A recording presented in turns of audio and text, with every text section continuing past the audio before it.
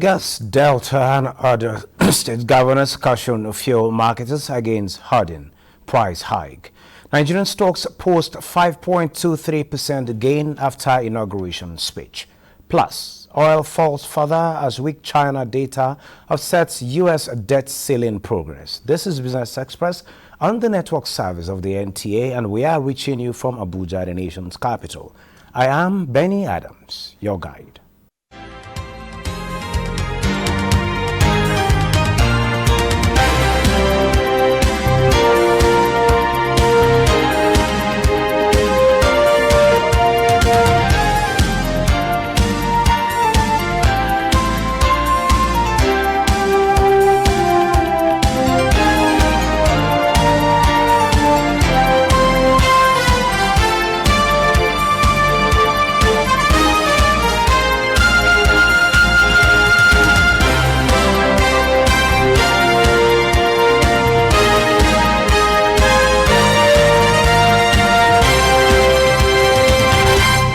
Good to have you join us. It's that time we talk business. I'll start by telling you that the Lagos State Governor Babajide Sanwo-Olu and his Delta State counterpart warned fuel marketers against price hikes. This is coming on the heels of the fuel scarcity being experienced in Lagos following the removal of fuel subsidies.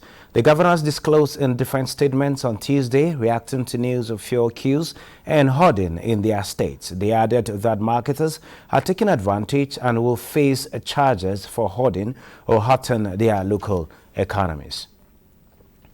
Now, the Nigerian agricultural development drive is expected to have an accelerated but steady growth in the next 4 years. This is based on the policy and programs proposed by the new administration under the leadership of Bola Ahmed Tinubu. Our agriculture correspondent takes a look at some of the proposed policies and programs and what will likely be the impact on the nation's food production as well as the lives of smallholder farmers. Agricultural economists are of the view that the sovereignty of a nation is measured based on the country's ability to feed it or herself. Nigeria, apart from a sovereign nation, the country is not also dependent on other nations for staple food. This, however, is not without challenges in areas of production, storage, processing, and marketing. Lack of consistent access to affordable finance, unavailability of quality inputs, skyrocketing prices of input, high post-harvest losses, fragmented and unstructured market, and dangers associated with negative climate change. We had a situation where we had cashew nuts close to $300 million, stranded in the port because of the processes, the congestion, to have this cashew move to the ultimate users. My administration. President Bola Ahmed Tinubu says his administration has identified these challenges and outlined how the government will address the issues. A nationwide program for the storage and facilities to reduce spoilage and waste. All of that will be undertaken. Commodity exchange boards will be reintroduced under the new administration. The boards will be responsible for granting minimum prices for certain crops and animal products. Agricultural hubs will be created throughout the nation to increase production and engage in credit, promote credit, engage in value-added processing. One major challenge confronting food production and the economic and social life of farmers is conflict with herders over grazing areas.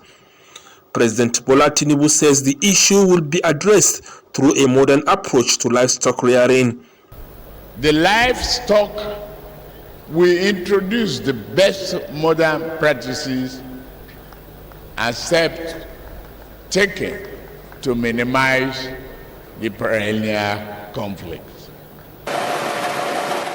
While analyzing the government proposals, farmers' associations believe if all things go as planned, Nigeria will continue to be the largest producer and exporter of processed food in sub-Saharan Africa.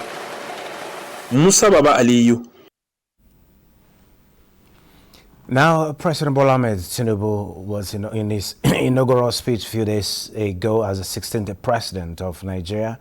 His inaugural speech is dominating media discourse, and the president outlined his administration's roadmap. And according to him, the principles that will guide his administration include the remodeling of the country's economy to bring about growth and development through job creation, food security, and an end to extreme poverty. He also promised to honor his campaign commitment of 1 million new jobs in the digital economy, among others. Now, technology plays a fundamental role in wealth creation, improvement of the quality of life, and real economic growth and transformation of any society. And for Nigeria, it is believed that we have all it takes to make our country greater economic-wise using technology. How are we faring today and moving forward with a new government in place? What should be or what should we expect? And to provide solutions and answers to the above questions, we have in the studio Dr. Azumi Mohammed Ibrahim. He is the Director General and the Chief Executive Officer of the National Office for Technology Acquisition and Promotion, NOTAP. You are welcome to Business Express. Thank you very much. Well, like we said, President Ahmed Tinubu in his speech talked about remodeling our society, and we understand that your agency is responsible not just for technology acquisition but also promotion. And in everything we do, be it agriculture, be it manufacturing, be it every aspect of our life, once technology, the technological component is not added to it, productivity might not be that much. Following your mandate, how can the mandate of your agency help the new government in actualizing their proposed programs in terms of technology? Thank you very much. You rightly pointed out that technology has impact on economic development of nations. And we as regulators, we regulate inflow of foreign technology. And from the regulation exercise, we discover that more than 90% of the technologies that power the Nigerian economy are imported technologies. So what is important is, let's see how we bring in the imported technologies. But before they come in, we prepare our human magnets so that gradually we capture some of those technologies, domesticate some of those technologies, and become Nigerian technology. Once it becomes Nigerian technology, fully domesticated, then the law allows the right not to register any agreement on technology into this country. So small and medium enterprises particularly use huge technologies in their operations. And NOTAP plays a very important role in this. And from the information I have, those small, medium, and enterprises contribute close to 47% of the GDP. Sure. So any effort to make their activities or to make their operations very easy, that would have a long-term impact on the economic development of our country, Nigeria. NOTAP is part of the stakeholders that participate in the ease of doing business. Okay. PEBEC is Presidential Enabling Business Environment Council, and NOTAP is a very active player. So the essence of establishing PEBEC is to remove constraints, bureaucratic constraints, bottlenecks towards the operations, successful operations of the private sector. So NOTAP is playing a very important role. So through our activities, we automate our process to make it very easy for the private sectors to get our certificate. How does our certificate affect them? When they enter into agreement with any foreign technology provider, because their operations is purely technology, and they solely depend on foreigners to provide them with those technologies. When they get the agreement signed between them and the technology providers, that is what we register in NOTAP. Okay, let me pause your thoughts on that. Being a regulator, and I know the government that just finished talking about the President Muhammadu Buhari's administration had this program on a local content development to the point that there was an establishment of the Nigeria Content Board, though it dealt with mostly the oil and gas, but also the local content initiative spreads across other sectors of the economy.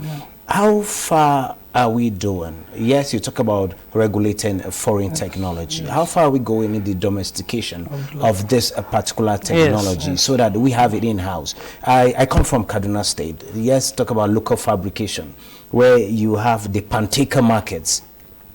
You see some ingenuity. You see processing, even in agricultural processing, talking about harrows and all of that, we've seen local content in those places. How far are we going in promoting this to make them much more productive? Yes, thank you. But local content is key.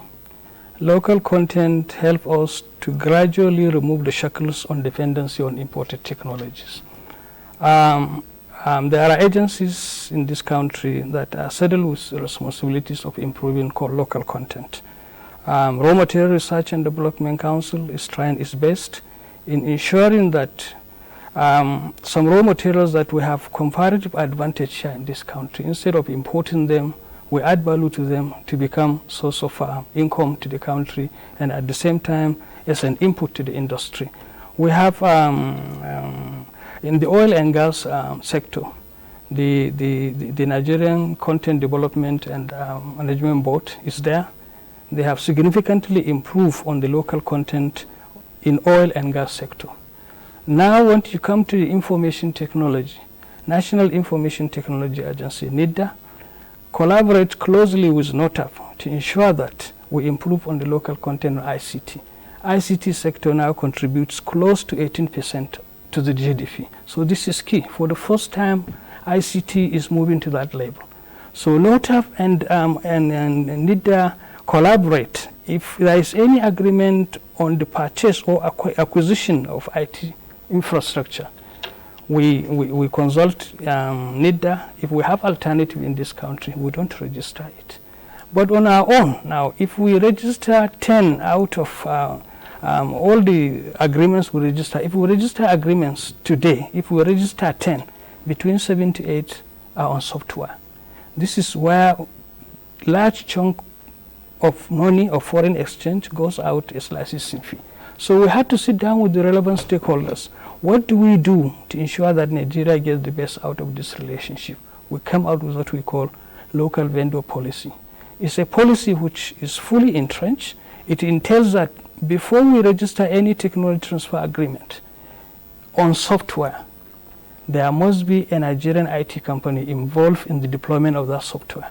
There must be a Nigerian IT company involved in the maintenance of that software. The strategy is, if you involve intelligent Nigerians in the deployment of that particular software, in the maintenance of that software, whether the original equipment manufacturers, the owner of those softwares, like it or not, a good part of it will capture by Nigerians. That is a struggle. It was with struggle, but as a regulator, once you remain firm, they have no option but to follow the suit. So, and for the owners of the software, since they are competing within themselves, and for their software to work perfectly within the system, they have no option but to train Nigerians on the application of that software. There is another caveat that continuously milk Nigerian system. After every year of operation on that software, you pay between 12 to 23% of the licensing fee as maintenance fee. We insist that if a Nigerian IT company is involved in the deployment, is involved in the maintenance of that particular software, 40% of that ATS should be given to Nigerian company as compensation. So with the training they are getting from the owners of the softwares, with the training they are getting from the maintenance of that software, and with the 40% of that ATS they are getting, if you look at it, we have developed capacities in terms of software application development, and the 40% they are getting has given them some kind of financial muscles that help them to translate what they have learned into product and services. Meanwhile, after 7-8 years of operation of that policy, we took a survey, and we have seen the huge number of young, talented Nigerians whose capacity in terms of software application development was huge. And the 40% they be able to get 40% of the ATS. So is that to say Nigeria is on course? Of course, until you have not landed. Now I can tell you, Nigerians have started exporting software across Africa. Even our automation process, we are riding on a platform established by a Nigerian. Earlier, foreigners say they wanted to come and do it for us. We say no. What we want is Nigerians to start it. It was try and error. After some time, it is perfected. Now we are fully automated. Our technology transfer process is fully automated. And we are riding on the platform developed by Nigerians. So I'm telling you, it's a matter of time. Particularly in the ICT sector, we have sown enough seeds, and we begin to reap the value of the seeds we have sown. Okay, let's talk about intellectual property protection. How far are we going to that? It's one thing for you to develop a software, talking about the ICT sector, for software to a kind of meet a particular need. It's another thing for that intellectual property to be protected, to avoid, in normally we'll call it plagiarism. In technology, I don't know what you call it. Yeah, for the software and similar products, they go under copyright. Great. You don't need to patent it. And for process technologies, if you want to say convert one raw materials to another, and you have developed a process that you are intellectual assets, this is what we help researchers protect their IP. Because what we realize that, as you rightly pointed out, so many R&D products are on the shelves. They are not commercialized. And one of the issues not to realize is a very big gap. When you come out with any innovation or invention that has potential to translate into product and services, the researchers are in a hurry to tell the world that they have done this and this and this. They published. And once you publish, it is in a public domain. Somebody would take it and makes money out of it. Since commercialization of R&D is a private sector affair, no any private sector would put his or her own money where the intellectual asset is not protected. So we have seen a gap in NOTAP. So we assist Nigerians, whether in this country or abroad. If you have any innovation and inventions that is patentable, you come to NOTAP, you go to our website, you download the necessary forms. You fill where you cannot fill properly, our staff are there to guide you. We write the claims, we do the search, we take it to patent registry, pay the patenting fee. We only call the researcher to come and collect his patent certificate. That is the initial stage of commercialization of R&D. Now for you to look for a private sector to put in his or her money, the IP must have to be, the innovation must have to be fully protected. It's like you have a land that does not have certificate of occupancy. It is prone to encroachment. So also your intellectual assets. So this is the first stage of commercial. I'm happy to say, from the feelers, from the results we have seen, in 2019, 65% of the patent certificate released by the patent registry went through NOTAP. So this is an impact we are proud of. And now Nigerians, particularly the researchers, are enlightened on the need to protect their IP for commercialization. Wow, thank you so very much, Dr. Azumi Mohamed Ibrahim. This is a discussion, a conversation we would love to have over and over again as we track progress in Nigeria's technological growth. Thank you for sharing your thoughts with us at this time. Thank you. I'm grateful.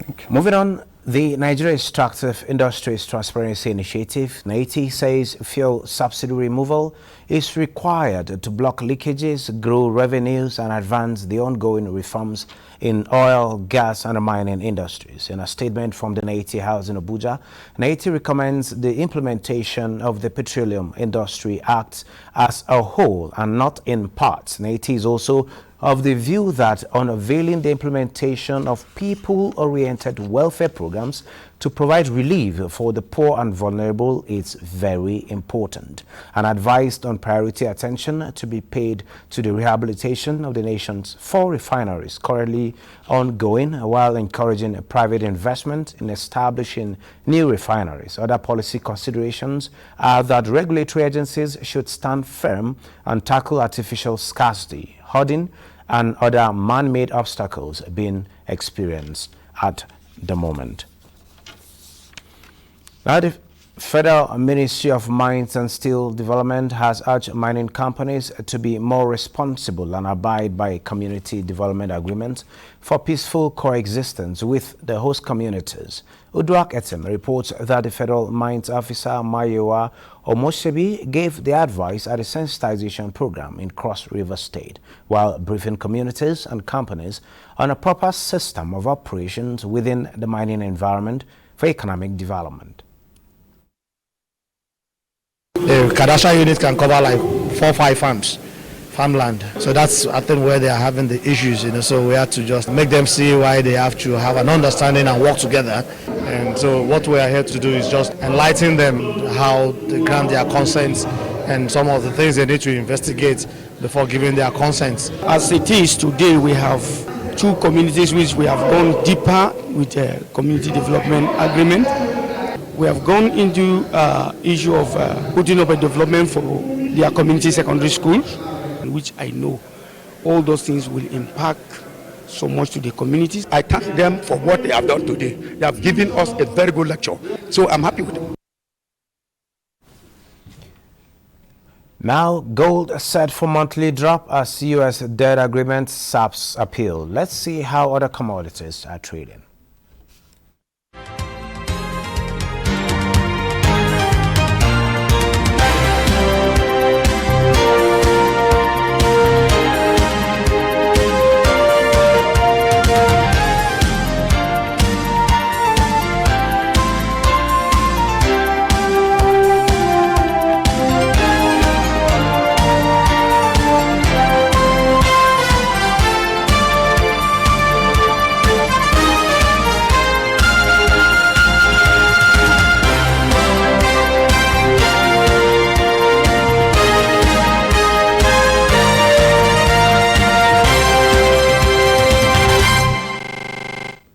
Oil prices fell on Wednesday on a stronger U.S. dollar and as weaker data from top oil importer China raised demand fears. Brent crude futures for August delivery were last down $1.69 to $71.85 a barrel. U.S. West Texas Intermediate crude fell $1.91 to $67.55. And now Europe markets deep ahead of House vote on U.S. debt ceiling. SBB down 10%. Let's get to see an update or hear from Neka Oko. Global stocks fell on Wednesday ahead of a crucial vote in Washington on the U.S. debt ceiling. In Europe, stocks wavered. The DAX in Germany was down 0.36%, with UK FTSE 0.16% lower, and the French CAC down 0.47%. Asia Pacific markets mostly fell as Hong Kong's Hang Seng Index tumbled nearly 2% to a new low for 2023. The index briefly entered bear market territory and closed 1.94% lower at 18,234.27. And China's latest manufacturing purchasing managers index slid for a second straight month in May. Mainland Chinese markets were also lower, with the Shanghai Composite falling 0.61% to end at 3,204.56. And in Japan, the Nikkei 225 retreated from its 33-year high and fell 1.41%. U.S. stock futures were lower in early trading as investors kept an eye on the federal debt ceiling debate in Washington. Futures tied to the Dow Jones Industrial Average dipped 0.13%, S&P 500 futures slid 0.18%, and Nasdaq 100 was down 0.15%. Markets in Africa traded mixed. South Africa's benchmark index declined in early trade, with Namibia's overall index also down 0.25%, while Ghana's GSE Composite and Morocco's Free Float Index were some of the stocks in green. And back home, we understand transaction has closed in Nigeria's equities market, where it was actually a positive close at the end of trading. By the close of trade, the all-share index actually rose to 55,769.28 basis points from 55,738.35 recorded in the previous session, and a total of 661.5 million shares valued at 18.99 billion naira were traded in 10,024 deals, and the market capitalization rose to 30.36 trillion naira. Access Corporation, UBA, and Zenith Bank were the toast of investors. Well, that wraps Business Express for now. Remember to send in your comments, observations, and suggestions. Also be informed that all previous episodes are available on YouTube on the NTS channel. Business Express returns on Thursday at 9:30 a.m. I am Benny Adams saying have a wonderful day ahead.